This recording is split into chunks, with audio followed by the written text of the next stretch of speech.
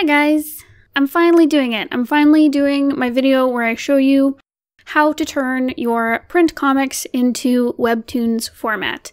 Webtoons format being the kind of like vertical scrolling mobile format that's pretty popular obviously on Webtoons. There's also Tapas. I'm sure there's other comic reading websites that use this format. It is great for mobile. So the way we make our comics is we generally lay them out so that they can work in a print format. So typically my page layouts, they are in a size that we will use to print. For us, that's like about 6x9, but you know, there's lots of other print formats you can use. Usually we will take that and then turn it into a Webtoons format. This allows us to have both. You can design your comics just for Webtoons format, but I think it's a lot harder to take that and then turn it into a print book. So if you would ever like to take your webcomic and print it, I highly recommend this method that I'm going to show you.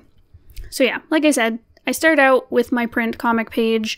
I typically work on these in a really big canvas size, and then I will turn them into a much smaller size for posting online. We also have a separate website where we post our comic print pages as they are, and then we go on and we create our Webtoon format version to post elsewhere.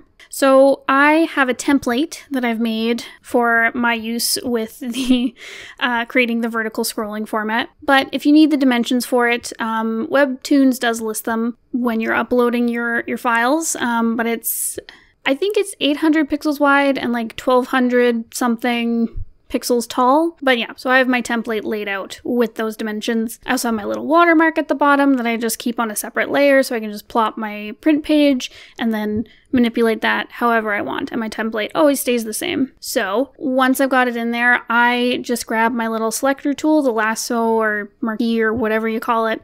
I just grab that tool and I basically just cut out my page and I move my panels where I want them. I never change the width of my canvas, but I often change the height of my canvas so I can make it as tall or as short as I need it. The great thing about the Webtoons format is you can control how fast someone reads your comic, depending on how much space is between your panels.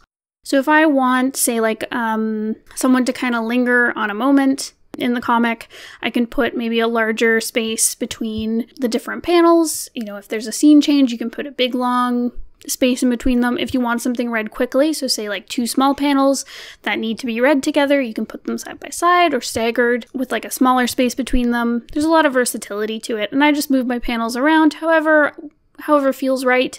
If I'm not sure, I just like zoom in and scroll through and see if I like how it feels.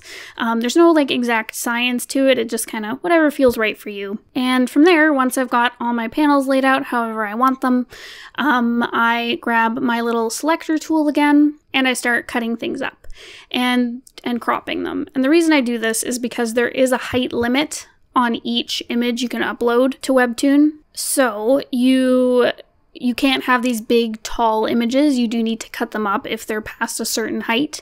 So what I do is I grab my selector tool. I will cut my page up into slices so that I can upload just all the images, and once they're on the site, they look like a continuous image. And so I never cut in the middle of a panel. I always cut like below a panel or above it, just so that like if something doesn't load quite right, there's not like half a panel missing. I mean, I guess that means there's a whole panel missing, but you know what? I don't want to mess with the artwork in case something lines up wrong. So I always cut around my panels. So as you can see, I just take the bottom panel, I crop it, and then I export that, and then I undo all that. Make sure you don't save or quit out at that stage. Make sure you hit undo until you get back to the full page that you've just created. And then I will take that same selection that I have and invert it. So you can do this with like Control-Shift-I, and it just completely inverts your selection. And then I crop that and export that. And there you go. I've got my two slices and I post them on Webtoon and they turn out great. Now, sometimes our pages are a little weird and they have weird paneling just due to like creative decisions. In our comic The Magpie, which you can see here, some of our pages have weird paneling whenever our eldritch horror villainess shows up. So sometimes when I have a weird panel thing going on, I don't stretch out the panels at all because it will break the page and it won't look right. So I'll just post the page as it appears, which is totally fine. You can do the occasional page like that. So yeah, it's totally fine to just post a print page if you need it. It just means people might read it a little fast, but it still looks cool.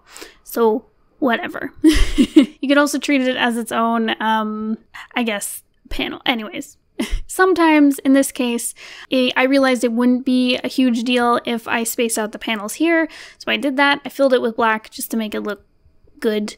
Obviously, I didn't want a big white space in between these two panels that are bordered by black. So yeah, so I definitely will sometimes go in, do extra effects on my pages if they need it.